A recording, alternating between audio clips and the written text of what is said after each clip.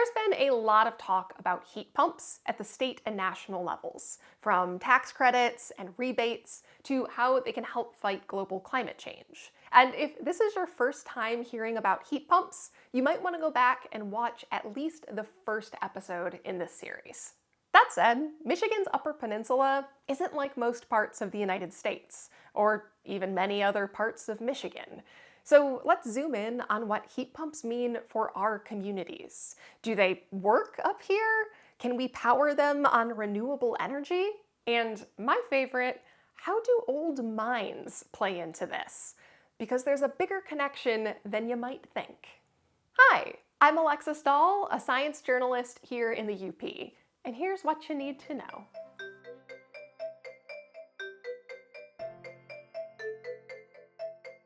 We've talked a lot about heat pumps so far, but here's a quick refresher. Heat pumps can warm and cool buildings by using electricity to move heat from one place to another. Compared to other climate control systems, they can be really efficient, which means they use less energy, produce fewer pollutants, and can save you money in the long run. That said, one common belief about heat pumps is that they don't work in cold weather. And by cold, I mean less than 40 degrees Fahrenheit, otherwise known as a brisk spring day here in the UP. Alternatively, you might have heard that even if heat pumps do work below 40 degrees, they're so inefficient that you'd be better off getting a different system. Here's the good news. Today, neither of those things is true. Modern heat pumps designed for cold climates can work at full capacity down to about 5 degrees Fahrenheit, and some units operate down to -22 or lower.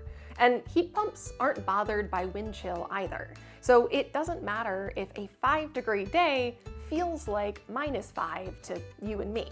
Heat pumps will be less efficient at those low temperatures, but tests have found that even at 5 degrees or lower, many cold climate heat pumps are still up to 200% efficient.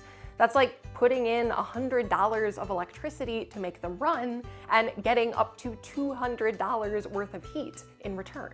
Many organizations do recommend having a backup heat source, like electric resistance heating that can be controlled by the heat pump system.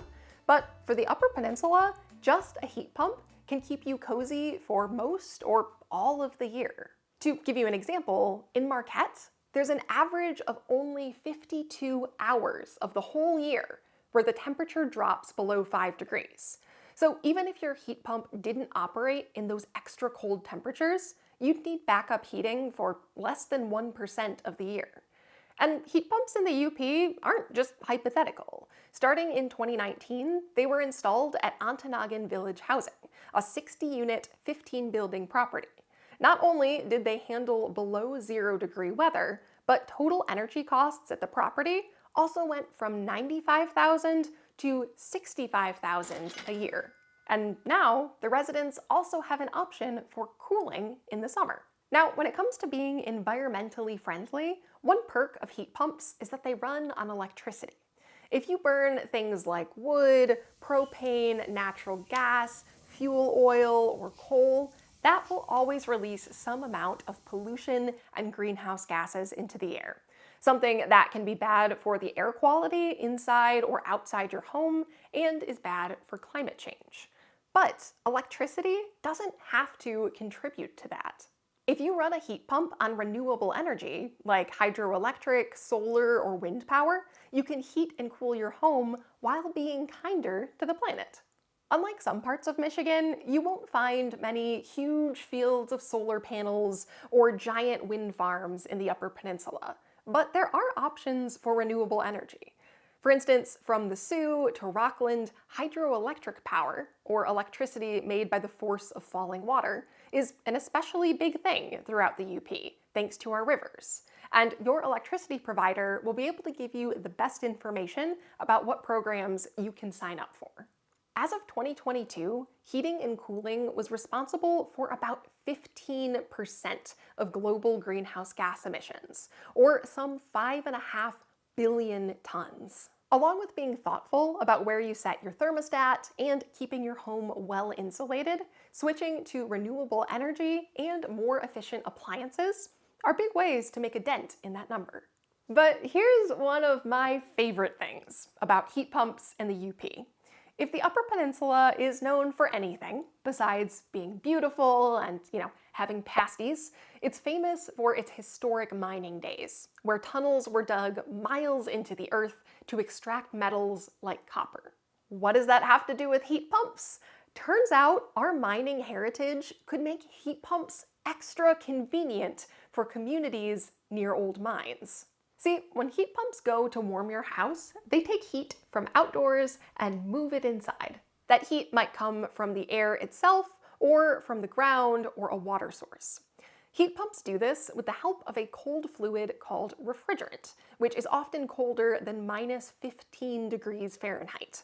As long as the air is warmer than the refrigerant, heat pumps can extract some heat from it and bring that heat indoors. But the colder the air gets, the more energy this process takes. That's why heat pumps become less efficient as it gets colder. Well, now let's consider an old mine shaft, say one in the Keweenaw. Without workers to keep them clear, these mine shafts are filled with water. Safe underground and protected from the elements, that water stays around 55 degrees Fahrenheit all year. So, some engineers had a bright idea. What if they could connect a heat pump to a flooded mine shaft? Instead of having to work hard to pull heat from the cold winter air, a heat pump could extract heat from this fairly cozy body of water. It's way easier to take heat from somewhere that's 55 degrees instead of, minus 10. So the heat pump would use less energy and would be even more efficient. And this isn't hypothetical. This is how the Keweenaw Research Center in Calumet stays comfortable year-round. They pump up mine water from 300 feet underground, run it through a heat exchanger, and then can use that to warm or cool their building. And, Calumet isn't the only place in the UP with old mine shafts. It would be a big project, but a system like this could be installed in any number of places. And big picture? There are millions of miles of tunnels beneath mining communities all throughout the United States, which could mean endless opportunities for heat pumps. So, do heat pumps have a place in the Upper Peninsula? For sure. Cold climate heat pumps can keep our buildings warm and cool throughout the year. There are ways to run them on renewable energy, and hey, maybe all those old mines could make this technology even more useful for our communities. Thanks for joining for Heat Pumps 101. If you want to learn even more about all of this, you can head to ee.upco.com or catch up on any of the previous videos in this series. This educational heat pump video is brought to you by the Upper Peninsula Power Company's Energy Efficiency Program.